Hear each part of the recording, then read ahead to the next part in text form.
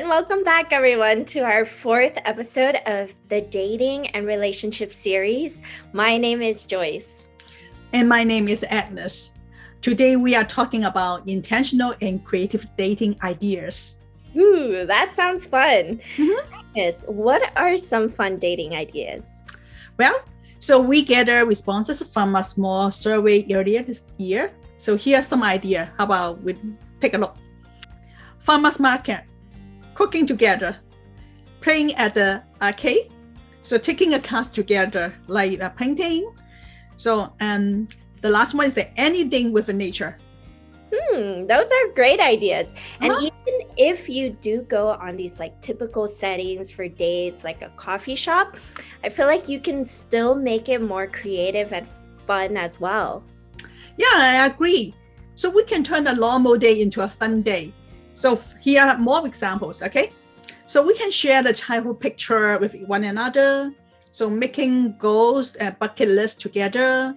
So making plans to volunteer. So for example, if you have older people like grandparents at home, you can help grandparents to clean up. Or even we can go to a mission trip, some volunteer organization to help people together. And also quietly, you can read a book together. Because when we read a book together, we basically learn about people's core value, and we can see if this person is compatible for you. Yeah. Well, those are excellent ideas. Actually, my boyfriend and I also volunteered together at each other's churches. Wonderful. Yeah, it was actually really fun. So this also allowed us to see each other's character and like personality as well. I also think there's a difference between dating for fun versus having fun while dating intentionally. You're right. So casual dating and dating with purpose are different. Being able to have fun together is important, but more than that, you want to use this opportunity to build trust and grow closer to one another. From a biblical perspective, dating with purpose is dating with marriage in mind. We're looking for a lifetime partner and not just dating recreationally. Exactly. Before we go on more intentional ideas, so how about we talk about expectations? Let's look into this responses from our audience. Right. One of them said, it's okay that it may be awkward at first. Things might not turn out how I want it to. Another person said, I don't like to go with expectations because that leads to disappointment. I think it is better to just be open to what can happen. So here's more. This person saying, not being bored. Talking or interacting, have a sense that they are interested in me as a person and not just physically. So I agree. Right. So here's more. If you don't want to be bored, you need to at least taking initiative in the conversation. Don't just expect other people to entertain you, right? So choose an environment that has people around you. Be proactive and protective. Yeah, those are really great examples. I really resonated with the person who said to be open. Tell me more. This, I think, is so important because this allows room for you to see this other person as who they are and not trying to like fit them into an image of who you want them to be. Yes. This way, you really get a chance to know this person. And this approach actually reminds me of when I went on the first date, who is now my boyfriend. So he texted me 2 hours before our date saying that he'll be wearing flip-flops and a hoodie because he spent all day studying and basically lost track of time. So because of that, he didn't have enough time to go home and change in order to make it on the date on time. And to be fair, he does live more than 20 miles away, but he basically apologized and threw in some humor by asking that I don't dress too well so he doesn't look too bad. Wow, so smart. Yeah. But with all jokes aside, I really like the fact that he gave me a heads up and decided that I wouldn't judge him based on, his sense of style when we meet, or, he didn't want me to think he wasn't putting any effort into dressing up for me.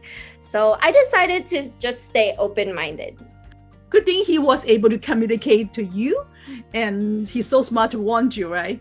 No matter whether you want to date this person or not, you need to communicate to let people know what to expect. And don't just take it for granted. Thinking people can accept you anyway sometimes, right?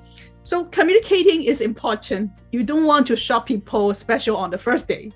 Yeah, and on the second date, he did wear something nice.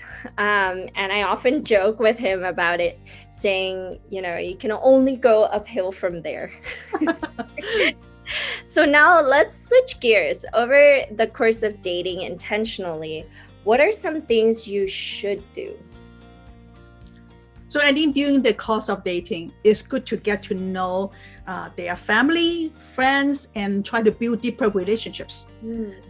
You can find out more about your partner and even identify if any red flag. Yeah, and one of our audience said over the course of intentionally dating, they wanted to learn their partner's values, their goals, and what they're passionate about, and how they can support them.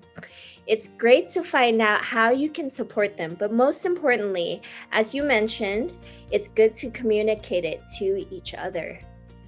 Yeah, we're discussing each other's value, right? So because we want to know is this person's value aligns with yours, right? So we be focusing more on the inner quality. So I remember in the Bible, 1 Samuel chapter 16, verse 7 says, people look at the outward appearance, but the Lord looks at the heart. Should we do that? Oh yeah, totally.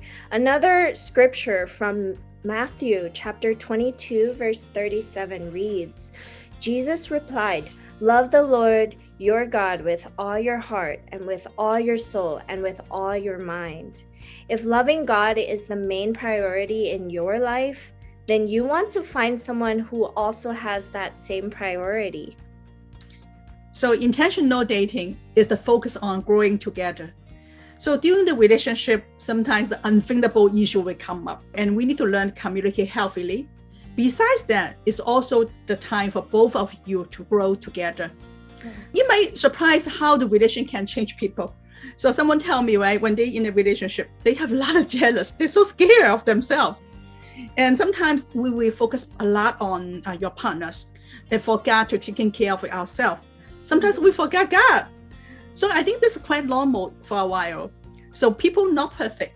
Just remember learning to grow together, and maybe this time is also the God try to shaping your characters, right?